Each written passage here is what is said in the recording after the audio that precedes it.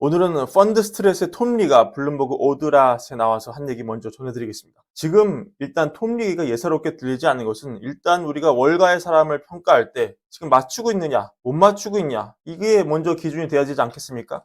근데 일단 톰리는 맞추고 있어요. 작년 12월에 톰리가 올 상반기 S&P 500 5,500 콜했는데 지금 촬영 기준으로 5,469고요. 그리고 이 톱니가 나와서 방송을 했을 때는 5,475 정도였습니다. 그러니까 맞추고 있는 거죠. 그래서 이 톱니의 지금 대담한 결론은 2030년까지 S&P 500이 1만 5천에 도달할 것이다. 이게 결론입니다. 어떻게 이럴 수가 있느냐? 지금 6년이 지금 남았잖아요. 지금 5,500이니까 거의 3배가 돼야 하는 거죠. 톱니는 그 이후로 이익 증가율과 주가 수익 비율 자체의 성장을 들고 있습니다. 먼저 이익 증가율, 톱니는 먼저 이익 증가율이 12에서 15% 사이일 것으로 예상을 하는데요. 기업들의 수익성 향상, 경제 성장, 기술 혁신, 인구 통계적 변화 같은 요인들이 기업의 이익을 지속적으로 증가시킬 거라는 기대를 반영하고 있기 때문입니다.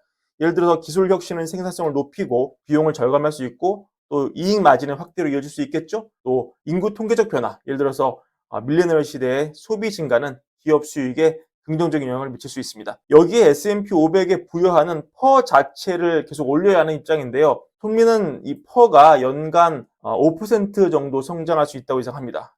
톱니는 이렇게 되물어요. 코로나 때 기업들이 엄청난 도전을 극복하고 여전히 수익을 창출해냈다. 이런 걸 강조하면서 이제 앞으로 펼쳐지는 상황은 코로나 이전과는 다른 세상이다. 훨씬 기업이 탄력적이라는 걸 증명을 했고 이는 기업에게 더 높은 퍼를 정당화할 수 있는 근거다. 이렇게 설명을 합니다. 그래서 결국 이익이 15 정도 늘고 퍼가 5 늘면 20 정도 오를 수 있죠, 지수가. 이런 식으로 복리가 5% 유지가 되면은 요거 계산하면은 지수가 5년 뒤에 13,685가 될 수 있습니다. 1만 5천의 근거가 이렇게 찾을 수 있는 것이죠.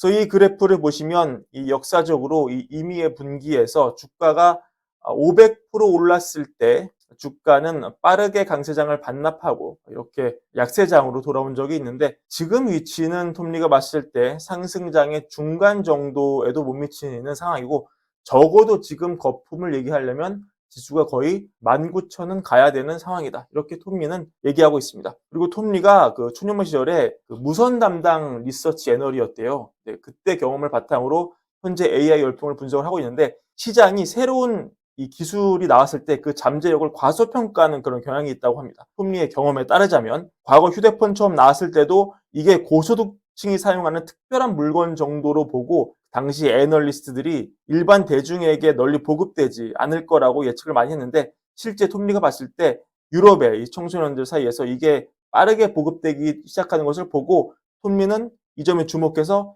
장기적으로 휴대폰 보급률이 매우 늘어날 것으로 이렇게 예상을 했다고 합니다. 이게 이 월가 분석가들이 애널들이 당시 40대나 50대 지금도 마찬가지인데 20대나 10대의 정서를 이해를 못한다는 거예요. 톱니가 봤을 때는. 하지만 톱니는 관점을 바꿔야 한다고 그렇게 말을 합니다.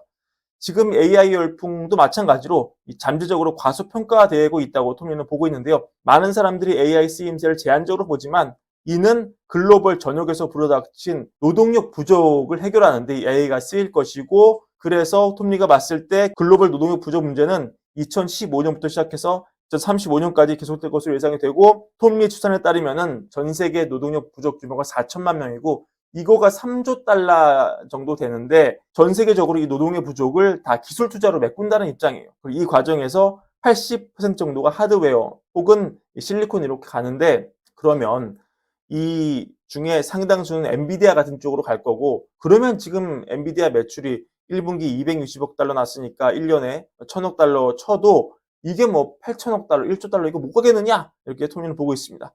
이런 메가 트렌드를 보고 시장을 읽어야지 자꾸 단기적인 뷰를 보면 안 된다. 이렇게 얘기하는 게 톱니의 생각이고요. 톱니의 의견이 맞고 떠나고를 떠나서 지금 S&P 500의 강세장을 맞추고 있는 그런 사람이기 때문에 톱니의 장기 뷰는 이렇다. 이 정도만 참고하시면 좋을 것 같습니다.